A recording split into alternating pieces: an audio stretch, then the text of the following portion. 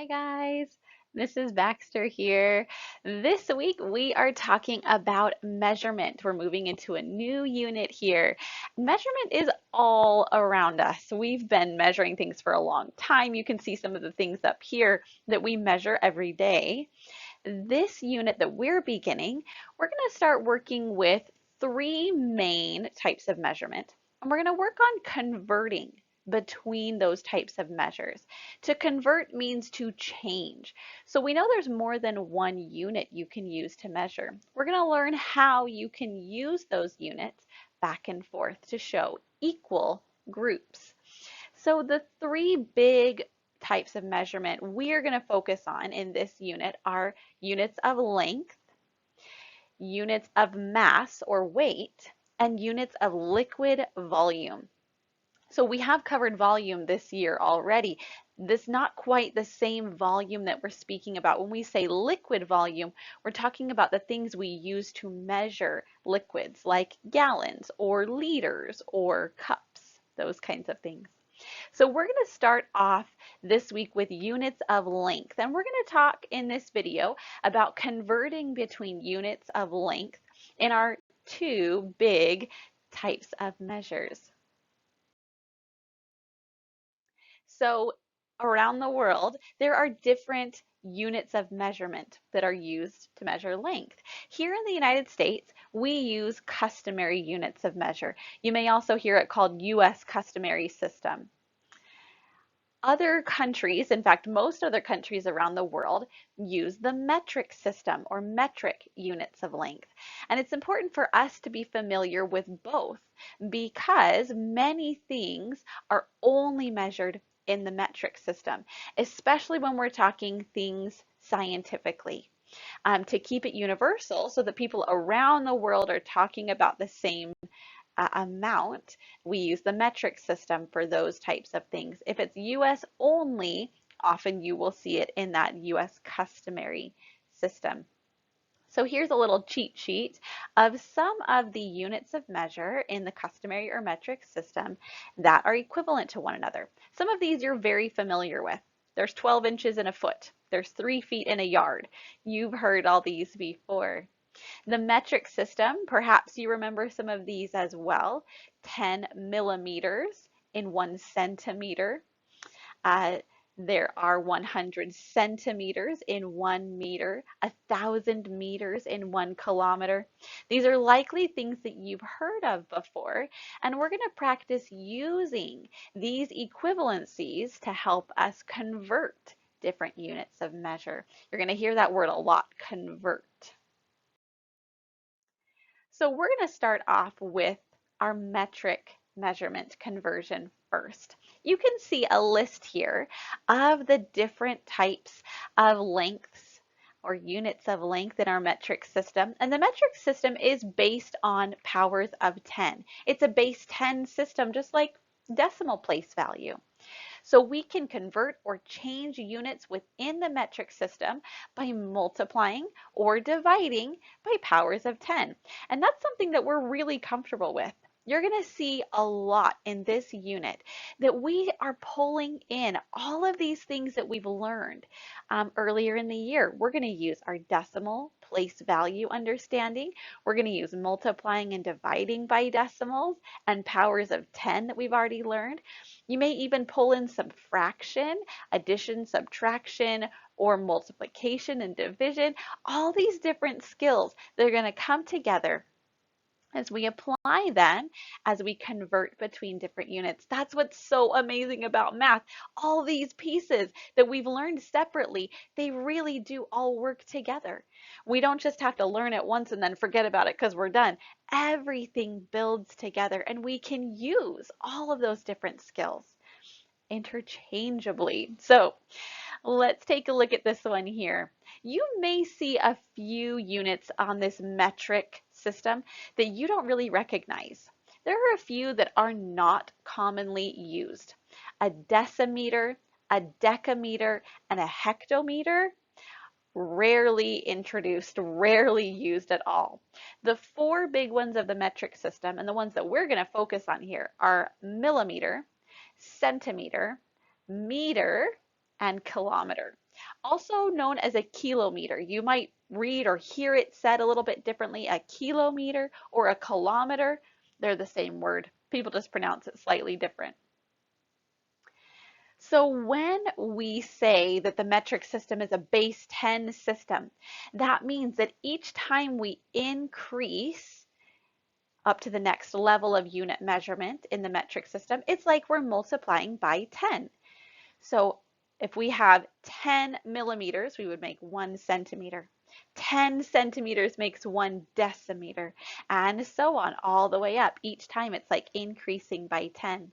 So using those same patterns of 10 that we've learned before, we know that if we wanted to change from, say, millimeter to meter, well, that's going over 1, 2, 3 different metric measurements. Let me mark those here.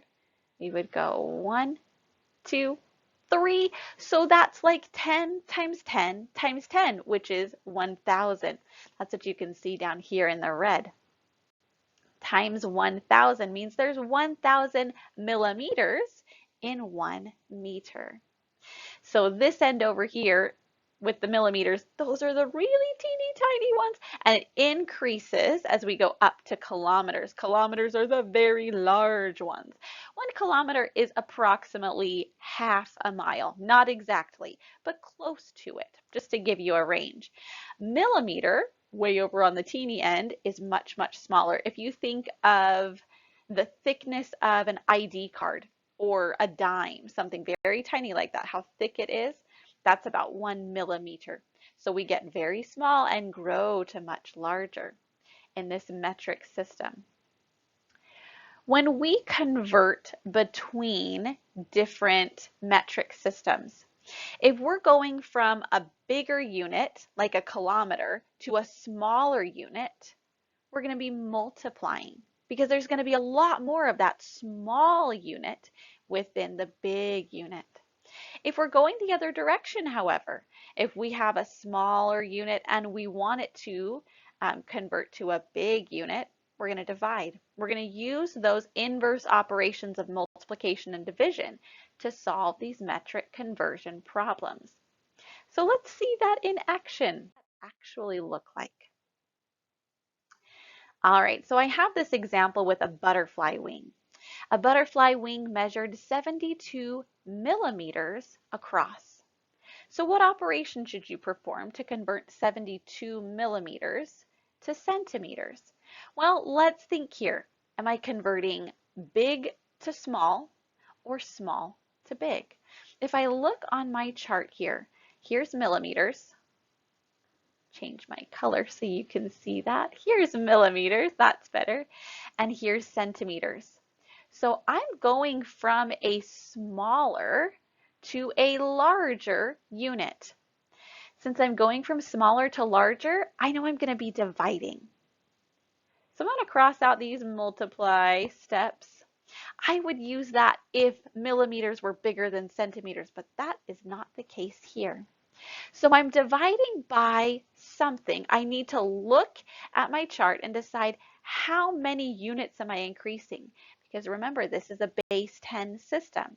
So every time I move to another unit, it's like multiplying by 10. So millimeters to centimeters, that's just 1 unit away.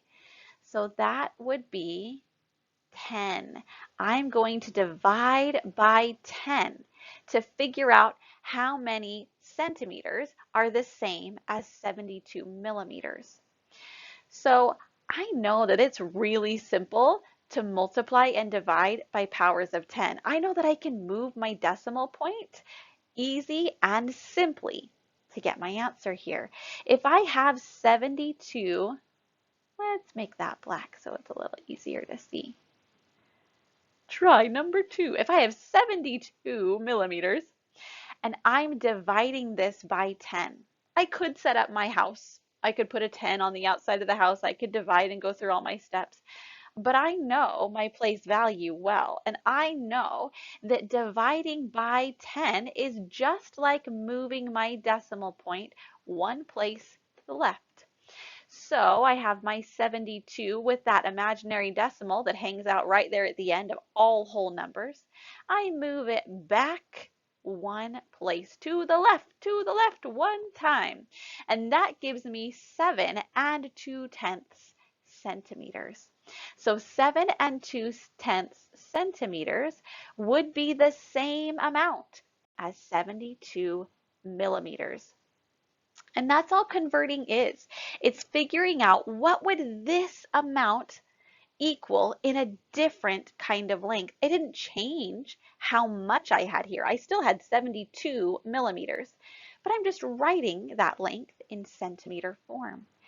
Kind of like making an equivalent fraction, you could think of it as. They still mean the same thing, just written with a different unit. So I mentioned that there are these two different systems. Metric is one, customary is another. And these are the units that we use here in the United States to measure length. We have inches, feet, yards, miles. You're familiar with these. I have some pictures up here on the board. You'll see them in your online school as well that are approximate sizings here. So a quarter, about an inch, a foot, a yard, and then this mile here, that's 4 laps. If you've ever jogged around maybe a high school or a college track, an official sized track, 4 laps around makes a mile.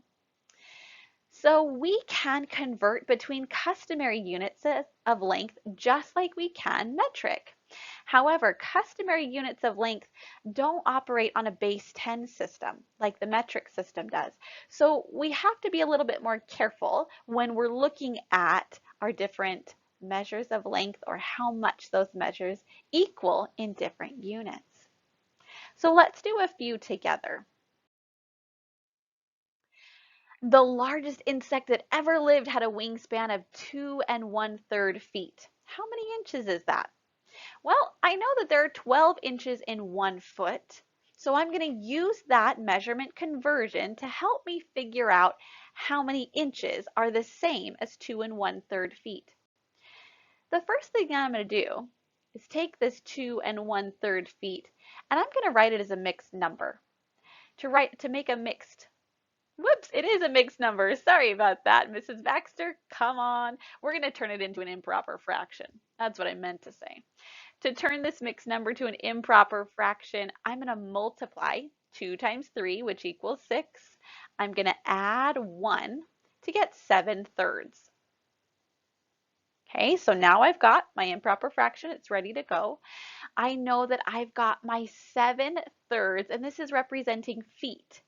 So I'm going to multiply. Remember, I'm going from feet to inches. Feet are bigger than inches. So when I'm going from bigger to smaller, I multiply. I'm going to multiply this times my 12 inches that are in 1 foot. So I'm going to put that over a 1 here, and I'm going to multiply. So you can multiply straight across 7 times 12 and 3 times 1, then simplify. But I find it a little bit helpful to simplify ahead of time. I notice that 3 and 12 share a common factor. So I'm going to divide these by their common factor of 3. I know 3 divided by 3 is 1. 12 divided by 3 is 4. Look at all these skills coming together. It's so exciting. That allows me to multiply across. 7 times 4 gives me 28.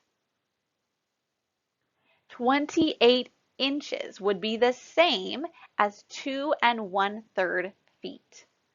They don't look exactly the same the way that they're written, but they mean the same amount of length. Now I know this way is a little bit more complex than the metric system, so let's do one more together here. I have this situation here with Juan. Juan is building a butterfly house to protect butterflies during bad weather. The front of Juan's butterfly house is a rectangle, kind of like the one in the picture, with a length of 2 feet and a width of 6 inches. Juan will put a decorative border, which costs 45 cents per foot around the house. How much will the border cost? Okay, that's a lot of information.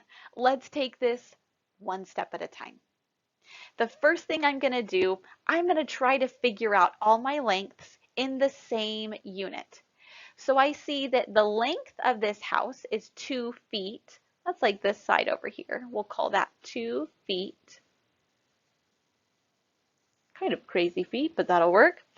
The width is 6 inches. Rather than working with two separate units, I want them to be the same. So I'm going to turn 6 inches into feet. So I know that when I'm going from inches to feet, that's smaller to larger. So that's when I'm going to do some dividing. I have my 6 inches.